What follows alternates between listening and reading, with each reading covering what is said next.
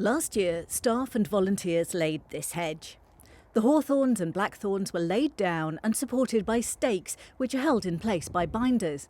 The hazel stakes and binders are cut when trussed woodlands are coppiced. So this hedge used all our own products.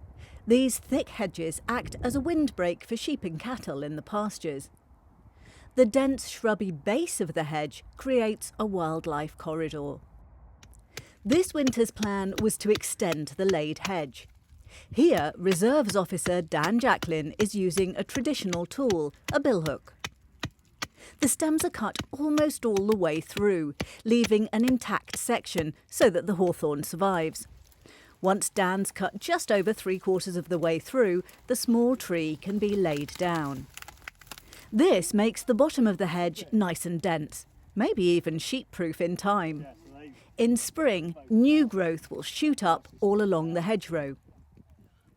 Once the hedge is laid and tidied, it's time for the stakes. Take a length of hazel and sharpen into a point, precision work from volunteer officer Gary Smith. The sharp points help Reserves Officer Daisy Moser when hammering them into the ground. The stakes should be about a forearm's length apart. Next, the long, whippy hazel binders come into their own.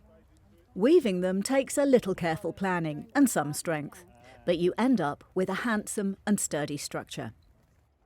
Last winter's hedge shows vigorous new growth after just 1 year.